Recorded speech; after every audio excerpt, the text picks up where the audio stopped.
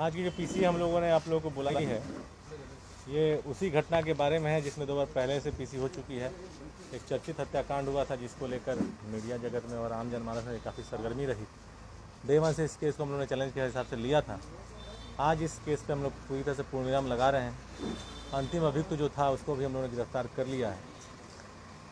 चारों लोग जो उस हत्या को अंजाम दिए थे, जिसमें कि इंडिगो मैनेजर रुपेश की हत्या हुई थी, तो चारों लोग अब सलाखों के पीछे हैं। हम लोगों ने 3 लोगों के ऊपर पहले चार्जशीट कर दिया है और एफएसएल से वेपन का मिलान भी हो गया है। ये आप लोगों को हम लोगों ने पिछली पीसी में बताया था।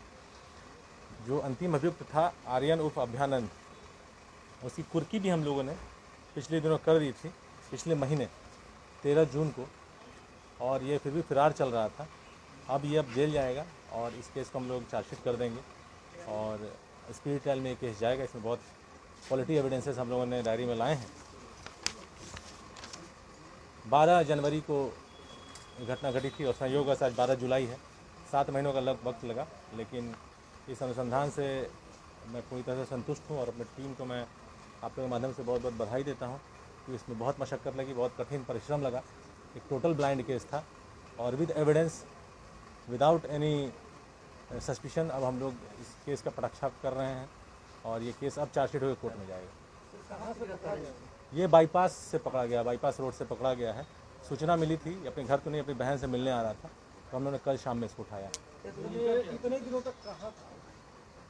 इसमें आप लोग जब इस घटनाक्रम को देखिएगा 7 महीने के, तो घटना के बाद जैसा कि आप लोगों को पहली पीसी में बताया गया था, ये लोग सभी गतिविधियों को मॉनिटर कर रहे थे और पेपर्स पढ़ रहे थे। ऋतुराज सबसे पहले हम लोग का ब्रेक थ्रू था।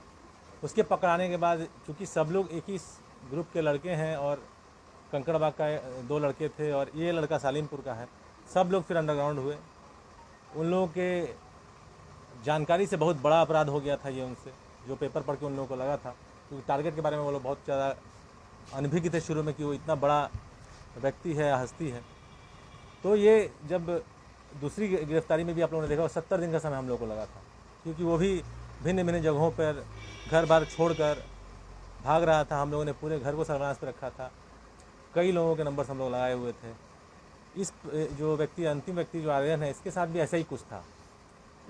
छोटू जिसने सरेंडर किया, छोटू के सरेंडर के बाद हम लोग एक्सपेक्ट कर रहे थे कि ये भी शायद सरेंडर कर जाएगा, लेकिन जब हम लोगों ने इसका सर्विलांस शुरू किया, इसे घर के आसपास फील्डिंग शुरू की, वारंट भी हम लोगों ने निकाला ताकि अब ये मैसेज क्लियर हो जाए कि ये पुलिस कार्रवाई करेगी ही करेगी, लेकिन अंततः हम लोगों को कुर्की करना पड़ा। बेसिकली ये लड़का कभी छत्तीसगढ़, कभी बंगाल, कभी हरिद्वार, लेटेस्ट ये हरिद्वार से लौटा है, उत्तराखंड से, और कुर्की करने के बाद इसमें थोड़ी सी इसको आस लगी कि अब पुलिस शायद इस केस को जब परस्यू नहीं करेगी और कुर्की करने के बाद केस को चार्जशीट कर दिया जाएगा। लेकिन हम लोग निरंतर लगे रहे, समय इसीलिए लगा, लेकिन हम लोग का ध्येय था कि गिरफ्तार ही करना है। गिरफ्तार कर लेने के बाद से हम लोग को पुष्टि करने में और आसानी हो जाती है और सफलतापूर्वक हम लोग इसको गिरफ्तार किए और अब चारों लोग सलाखों के पीछे हैं। शिकायत की सब चीज़ तो वहाँ सीसीटीवी में है, हर फ्रिस्किंग का जगह है, वहाँ सीसीटीवी है, उसका हम लोग जांच कराए। वैसा कुछ बात अभी तक प्रकाश में नहीं आई है। संभव है कि उसके पहले उसके साथ कहीं कुछ बस से आई है, हम लोग फिर देख रहे हैं, लेकिन अभी तक ऐसी कोई बात नहीं आई। सर, एक लूट हुई है। हाँ, एक घटना घटी है आलमगढ़ थाना में, अभी मैं वहीं जाऊँगा, तो उसको सिटी एसपी ने विजिट किया है साइट को, और इम्पोर्टेंट लीड्स कुछ हैं। जो पीओ है, जो घटनास्थल है, वो देख के ही बहुत कुछ कह रहा है और विद इन कुछ टाइम ये केस डिटेक्ट हो जाना चाहिए। नहीं, हम लोग केस और संदिग्ध मान कर नहीं चलेंगे जब तक पटाक्षेप ना हो जाए। तो आप लोग को याद होगा खगौल में एक घटना घटी थी, तो बाद में केस पलट गया, वो एक अलग बात है, लेकिन हम लोगों ने शुरू से अनुसंधान किया। इस केस का भी अनुसंधान हम लोग करेंगे। एज पर विक्टिम ये 10 लाख से 11 लाख की बात आ रही है लूट की, और DVR लेके जाया जा चुका अपराधियों द्वारा, ऐसी भी बात आई है। टीम ने विजिट किया है, कुछ लीड्स मिले हैं, हम लोग काम कर रहे हैं, जल्दी ही इसका उद्भेदन हम लोग करेंगे। इसको 7 घंटे बाद पता चला। पुलिस को नहीं बताया, होता है फर्स्ट रिएक्शन किसी भी विक्टिम का। जैसे रुपेश का हत्याकांड हुआ था, तो रुपेश जिस फ्लैट में रहते हैं उस अपार्टमेंट के ओनर का मुझे मैसेज आया, समवन हैज शॉट रुपेश। मुझे थाने का मैसेज नहीं आया था, सबसे पहले मुझे खबर पता चला। तो खबर कैसे पुलिस के पास है, दैट इज़ नॉट मटेरियल। घटनास्थल बहुत कुछ कहता है, तो उसको देख के हम लोग अनुसंधान कर रहे हैं। सर, यूपी के भी अकेले ही चोरी करता है जनरली, एक चेन है, हर क्राइम एक्टिविटी का एक चेन होता है। इस चोरी करके फिर बेगूसराय, नालंदा, जहानाबाद। था कि हत्या करने जा रहे हैं, ये प्लानिंग में नहीं, अगेन वही मैं बता रहा हूँ, जो चीज़ बाकी सौरभ ने बताई थी, इन लोगों को ये सारी चीज़ें ऋतुराज के मन में थी।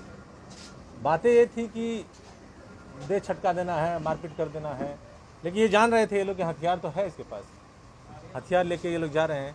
और घटना के बाद, जैसा आप लोगों को मैंने पहले भी बताया है 2 पीसीज में, जब इन लोगों ने भागवत नगर में पेपर पढ़ा सौरभ के घर पे, तब इन लोग को जो 3-4 पेज का कवरेज था और जिस तरह से बड़ी बड़ी हस्तियों की प्रतिक्रिया थी उस पेपर के कवरेज में, 13 जनवरी के पेपर में, इन लोग के होश फाख्ता हुए। और फिर इन लोगों को लगा कि, लेकिन ये अपनी, जब हम लोग के पास छोटू आया और सौरभ आया तो उन लोगों ने बताया कि 13 तारीख को इन लोगों ने आपस में जो मंत्रणा की कि इसमें बचे या तो कोई नहीं, इतना बड़ा ये घटना हो गया है कि पुलिस छोड़ेगी तो नहीं। उसीलिए ये लोग औने पौने जिधर भी इनको मौका मिला लोग भागते रहे।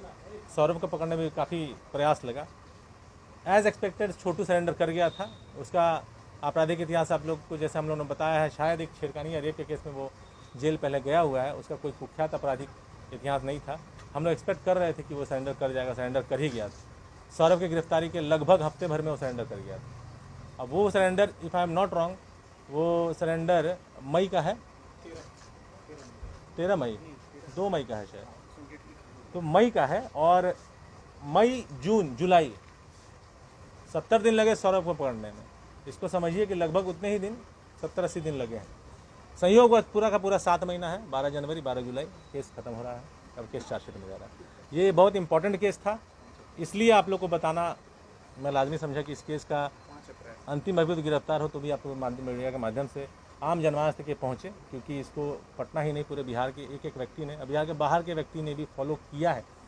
मैं अभी भी कभी कभी फेसबुक पे या यूट्यूब पे अपना पीसी की देखता हूँ लिंक, तो देखता हूँ कितने हिट्स हैं उसके, तो बहुत लोगों ने उसको देखा है।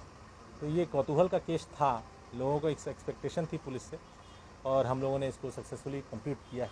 सीएम के जनता दरबार में